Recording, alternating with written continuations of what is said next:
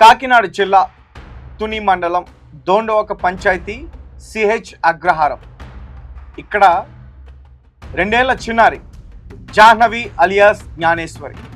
ఈ పాప మిస్ అయ్యి దగ్గరగా 17 రోజులు అవుతుంది.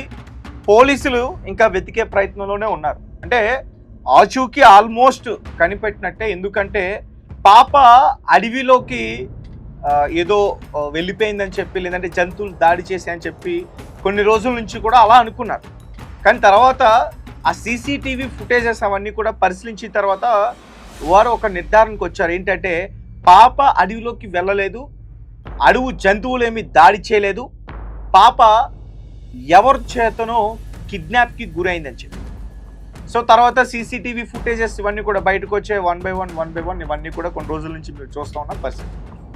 సో రీసెంట్గా ఎవరైతే పాపని కంచి దగ్గర చివరిసారిగా చూశాడో ఆ వ్యక్తి పైన కొన్ని అనుమానాలు వ్యక్తం చేస్తూ ఉన్నారు. అండ్ చాలామంది మేము చేసే వీడియోస్ కింద కూడా కమెంట్స్ చేస్తూ ఉన్నారు. అతని పేరు పాపారావు. కమెంట్ ప్రతి ఒక్కరు ఏం చేస్తున్నారు, పాపారావుని అదుపులోకి తీసుకోండి, పాపారావుని అదుపులోకి తీసుకోండి, చివరగా చూసింది అతనే అని చెప్పి. ఎందుకంటే అతను ఏ టైం చెప్పాడు, 12:30 నేను చూశానని చెప్పాను. తర్వాత అంటే పాపని దగ్గరికి తీర్చుకునే టైంలో కుక్క నా పైన దాడి చేసింది, అందుకే నేను తీసుకోలేదు అని చెప్పి తర్వాత ఊర్లో ఉన్న వాళ్ళకి చెప్పేశాడు, ముగ్గురికి. ఆ ముగ్గురు డైరెక్ట్గా వీళ్ళ ఇంటికి వచ్చారు. మీ పాప ఎక్కడుందని అడిగారు. మా ఆయన దగ్గర ఉందని భవానీ చెప్పింది. భవానీ అంటే జాహ్నవి తల్లి. భవానీ చెప్పింది. తర్వాత ఫోన్ చేస్తే మా ఆవిడ దగ్గర ఉందని గణేష్ చెప్పాడు, జాహ్నవి తండ్రి. సో ఇలా ఇదంతా కూడా జరిగింది. అయితే రీసెంట్గా పోలీసులు ఒక సీసీటీవీ ఫుటేజ్ని బయటకి విడుదల చేశారు. కొంతమంది ఏమో సిహెచ్ అగ్రహారం ఒక టెంపుల్ దగ్గర అని చెప్తారు, మరికొంతమంది ఏమో అది ఈ సిహెచ్ అగ్రహానికి 4 కిలోమీటర్ల దూరంలో ఉన్న జీ పోలవరం అనే గ్రామం దగ్గర అని చెప్తారు. కన్ఫ్యూజన్. అండ్ పోలీసులు దీనికి సంబంధించి ఒక ప్రెస్ మీట్ పెట్టడం, దీని గురించి విషయాలు వెల్లడించి ఇవన్నీ కూడా ఏం జరగట్లే. మొత్తం కూడా ఇన్వెస్టిగేషన్ జరుగుతుంది. అండ్ తాజాగా క్రైమ్ టీం కూడా ఎంట్రీ ఇచ్చి, అయితే ఇప్పుడేంటంటే అక్కడి నుంచి వస్తున్న టాక్ ఏంటంటే ఎవరైతే చివరిసారిగా కంచి దగ్గర చూశాడో ఆ పాపారావు కనిపించట్లేదు, అతను పారిపోయాడు, పరారీలో ఉన్నాడు. అండ్ ఈరోజు మార్నింగ్ కూడా నేను చూసా, కొంతమంది ఓనర్ పారిపోయాడు, ఓనర్ ఏదో మిస్టేక్ చేశాడు, ఇంతకుముందు కంచెకి ఎలక్ట్రిక్ షాక్స్ సంబంధించింది ఏదో పెట్టాడు, దానివల్ల అడవి పంది వచ్చి చనిపోయింది, ఎవరికి ఎటువంటి అనుమానం రాకుండా కొండపైకి తీసుకెళ్లి పూజ చేశాడు. అండ్ ఇంతకుముందు ఎవరికో కూడా ఇదే రకంగా షాక్ కొడితే ఆ గ్రామస్తులు అతనితో గొడవ పడ్డారు. అంటే కొన్ని తగదాలు ఇవన్నీ కూడా జరిగాయి. సో అలా ఏమైనా జరిగింది, అందుకని ఓనర్ అసలు కనీసం పరామర్శించడానికి కూడా ఇంటికి రావట్లేదు. సో దీంతో ఓనర్ పైన కొన్ని ఆరోపణలు చేశారు, అనుమానాలు కూడా చాలామంది వ్యక్తం చేస్తున్న పరిస్థితి. అది అవగానే ఇప్పుడు పాపారావు మీద పడ్డారు. అసలు పాపారావు ఏమయ్యాడు, పాపారావుని పోలీసులు అసలు అదుపులోకి తీసుకున్నారా లేదా, పోలీసులు పాపారావుతో పాటు ఆ తల్లి ఆరోపిస్తున్న ఎవరైతే 3 వ్యక్తులు ఉన్నారో అనుమానం వ్యక్తం చేస్తూ ఉంది ఆ తల్లి. మన ఛానల్లో ఇంటర్వ్యూ ఇస్తున్నప్పుడు నాతోనే మాట్లాడుతున్నప్పుడు, సార్ వాళ్ళు మా ఇంటికి డైరెక్ట్గా వచ్చేసారంట, కనీసం అక్కడికి వెళ్ళి చూడాల్సింది, నాకు వాళ్ళపైన అనుమానం ఉందంటూ కూడా వాళ్ళ ఏజ్ అలాగే వాళ్ళ పేర్లు కూడా చెప్పింది. అందులో ఆ 3 వచ్చిన వాళ్ళలో తరుణ్ అనే పేరు కూడా చెప్పింది.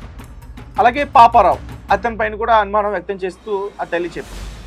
సో తర్వాత పోలీసులు అసలు వీళ్ళని అదుపులోకి తీసుకున్నారా, కనీసం విచారణ కోసం, వీళ్ళు డైరెక్ట్గా నిందితులని చెప్పట్లా, సస్పెక్ట్స్ మాత్రమే. పోలీసులు వీళ్ళని అదుపులోకి తీసుకున్నారా, విచారణ చేశారా, వారు ఏం చెప్పారు, వారు చెప్తున్న టైమింగ్స్కి అక్కడ జరిగిన సిచ్యువేషన్స్కి మ్యాచ్ అవుతున్నాయి, అలాగే రీసెంట్గా వచ్చిన ఏదైతే ఒక సీసీటీవీ ఫుటేజ్ ఉందో ఆ టైమింగ్కి ఇతను చెప్తున్న టైంకి మ్యాచ్ అవుతుందా అని చెప్పి. ఎందుకంటే 12:30 గంటలకి ఇతను కంచి దగ్గర చూశానని చెప్తున్నాడు పాపారావు. కానీ రీసెంట్గా బయటకు వచ్చిన ఆ సీసీటీవీ ఫుటేజ్లో 12:42 ఉంది. ఇక్కడ ఒక కన్ఫ్యూజన్. ఒకవేళ సిహెచ్ అగ్రహారంలోది సీసీటీవీ ఫుటేజ్ అయితే ఖచ్చితంగా కంచి దగ్గర నుంచి ఆ వినాయకుడు టెంపుల్ దగ్గరికి ఏదైతే కుక్క వెళ్ళిందో కొంచెం సాధ్యమే, ఎందుకంటే 12 నిమిషాలు మాత్రమే కాబట్టి కొంచెం 1 కిలోమీటర్ 1.5 ఉంటుందంటే. లేదంటే కొంతమంది చెప్తున్నట్టు జీ పోలవరం గ్రామం అయితే అది అసాధ్యం. 4 కిలోమీటర్లలో 12 నిమిషాల్లో కుక్క, ఓన్లీ కుక్క, నేను పాప గురించి ఇక్కడ మాట్లాడట్లేదు, కుక్క గురించి. కుక్క వెళ్ళడం కూడా అసాధ్యం. ఎందుకంటే కుక్క సాధారణంగా ఏదో ఒక చోట ఆగిపోతూ ఉంటుంది. అదేం మనిషి, దానికి దారి కూడా తెలియదు, అంత దూరం ఏదో ఒక ప్లేస్లో ఆగిపోతూ ఉంటుంది. సో అసాధ్యం. లేదా పాపని తీసుకెళ్తున్న వ్యక్తుల పైన కుక్క వెనకాల పరిగెట్టే ఛాన్స్ ఉండాలి. ఇవన్నిట్లో ఒకటి జరగాలి. ఒకవేళ పాపని తీసుకెళ్తే వారు వెనకాల పరిగెడుతూ అది ఎక్కడ కనిపించింది, అది సీసీటీవీలో ఫుటేజ్లో కనిపించింది అనుకోవచ్చు. లేదు వెళ్ళలేదు, పాపని ఇక్కడ ఎవరైనా ఏదైనా చేసి, లేదంటే కుక్కని పాపని వేరు చేసి వేరే ప్రాంతానికి తీసుకెళ్ళి కుక్కనన్నా బంధించి ఉండాలి, లేదంటే అక్కడికి తీసుకెళ్ళి దాన్ని వదిలేసన్నా ఉండాలి. ఏదో ఒకటి జరిగింది. కానీ కుక్క వచ్చిన కొన్ని రోజులైతే మొత్తం అంతా కూడా కొంచెం ఆందోళనకరంగానే ఉంది అదంతా. తర్వాత దానికి జీపీఎస్ పెట్టడం, దాని ద్వారా పట్టుకునే ప్రయత్నం చేశారు, కానీ అన్నీ కూడా విఫలం అయినాయి. చివరికి దానికి ఆరోగ్యం క్షీణించి అది చనిపోయింది. సో ఎందుకు చనిపోయింది అనే విషయాలు పోస్ట్ మార్టం రిపోర్ట్స్లో బయటకు కూడా వచ్చాయి. డిహైడ్రేట్ అయిపోయి మొత్తం కూడా దానికి సరిగ్గా ఆహారం నీరు లేక అది చనిపోయింది. సో ముందు ఏదైతే కుక్క ద్వారా పాపని పట్టుకోవచ్చు అనుకున్నారో అది చనిపోయింది. దాని ద్వారా ఇంకా గాలింపు చర్యలు చేశారు ఎన్డీఆర్ఎఫ్, ఎస్డీఆర్ఎఫ్. ఇక అడవిలో మొత్తం వెతికే ప్రయత్నం చేశారు, కానీ పాపకు సంబంధించిన ఆచూకీ ఎక్కడా కూడా తెలియలే. మళ్ళీ అదే కుక్కకు సంబంధించి ఇంకొక క్లూ వచ్చింది. అది ఇప్పుడు రీసెంట్గా రిలీజ్ అయిన సీసీటీవీ ఫుటేజ్. సో దాని ఆధారంగా ఇప్పుడు పాప అడవిలో లేదు, అడవిలో తప్పిపోలేదు, అడవిలో ఏ జంతువు దాడి చేయలేదు. కొండ చిలువ, పులి, అడవి పంది, నక్క, దుప్పే ఇవేమి కూడా దాడి చేయలేదు. నీటి ప్రవాహంలో, ఎస్పీ గారు అన్నట్టు నీటి ప్రవాహంలో కూడా కాదు, పాపను ఎవరో కంచె దాటిచ్చి పాపను తీసుకెళ్లారు అనే విషయాన్ని ఇప్పుడు పోలీసులు అర్థం చేసుకుని ఆ కోణంలో పోలీసులు అయితే దర్యాప్తు చేస్తూ ఉన్నారు. సో ఇదే టైంలో ఇప్పుడు పాపారావు పైన చాలామంది అనుమానం వ్యక్తం చేస్తారు. అసలు ఆ రోజు పాపారావు కూడా మిస్ అయిన తర్వాత మరుసటి రోజు కూడా పాపారావు అనే వ్యక్తి జాహ్నవి వాళ్ళ ఇంటికి వచ్చాడు. కొన్ని మీడియా ఛానల్స్తో కూడా మాట్లాడారు. అతను ఏం మాట్లాడేది కూడా మేము వినిపించే ప్రయత్నం చేశాం. అతను కరెక్ట్గానే చెప్తూ ఉన్నాడు ఆమె డ్రెస్సింగ్కి సంబంధించి. పైన చిన్న టీషర్ట్ లాంటిది వేసుకుంది, కింద నిక్కర్ లేదు, లాగు లేదు, చెప్పులు కూడా లేవు, పట్టీలు ఉన్నాయి, పక్కన కుక్క ఉంది. పాపను దగ్గర తీసుకుంటే నా పైన దాడి చేయడానికి ప్రయత్నించినట్టు కూడా చెప్తాను. ఒకటి ఏంటంటే అందరికి ఎక్కువగా అతని పైన ఎందుకు అనుమానాలు వస్తున్నాయంటే అతన్ని చూడడానికి కానీ లేదంటే అతను మాట్లాడేది కానీ కొంచెం సరిగ్గా లేవు. సో దీంతో అతని పైన చాలామంది అనుమానం వ్యక్తం చేస్తున్న పరిస్థితి. సో చూద్దాం. ఇప్పటికే ఈ కేసుకి సంబంధించి 170 మందిని విచారణ చేశారంట. ఇంకా ఎవరిపైన అనుమానం ఉంటే కూడా చేస్తామని చెప్తా ఉన్నారు. సో మరి కాసేపట్లో పాప ఇంటికి వస్తుందనే టైటిల్స్ అయితే బయటకు వస్తూ ఉన్నాయి. సో నాకు కూడా అదే అనిపిస్తూ ఉంది.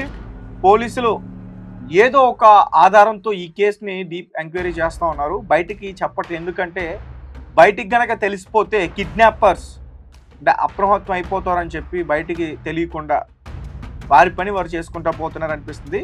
ఏదైనప్పటికీ పాప అయితే ప్రాణాలతో ఉందనే విషయం అయితే అర్థమైంది. పోలీసులు కూడా అదే ప్రాథమికంగా తేల్చేశారు. సో ఇక పాప సురక్షితంగా ఇంటికి రావాల్సిందే అంటే పోలీసుల ద్వారా. సో ఇప్పుడు ఇతని పైన అనుమానాలు వస్తూ ఉన్నాయి. అండ్ నేను చెప్పిన ఇప్పుడు ఏదైతే ఉందో ఆ పాపారావు గురించి అండ్ మీరేం చెప్తారు? పాపారావు ఆ రోజు 12:30కి చూశానన్నాడు. చివరగా చూసిన వ్యక్తి ఎవరైనా ఉన్నారంటే అది పాపారావు మాత్రమే. ఒకవేళ పాపారావు ఏదైనా తప్పు చేస్తే తొక్కుబెట్టి నారదీస్తారు పోలీసులు. ఇప్పటివరకు అతను వదిలేరు అంత ఈజీగా. అలాగే ఆ ముగ్గురిని కూడా గ్రామస్తులు ఈజీగా వదిలేరు, పోలీసులు కూడా ఈజీగా వదిలేరు. సో నాకైతే పోలీసులు అంటే ఒకవేళ ఏదైనా జరగరాంది జరిగితే ఇన్ని రోజులు టైం తీసుకురాలి. వారి స్టైల్లో వారి శైలిలో వారు ఇన్వెస్టిగేషన్ చేస్తారు. సో వీరు కాదు అనేది అయితే మాత్రం నాకు అనిపిస్తుంది. కానీ కొంతమంది కామెంట్స్ చేస్తారు. సో చూద్దాం దీని గురించి పోలీసులు ఎలా రియాక్ట్ అవుతారు.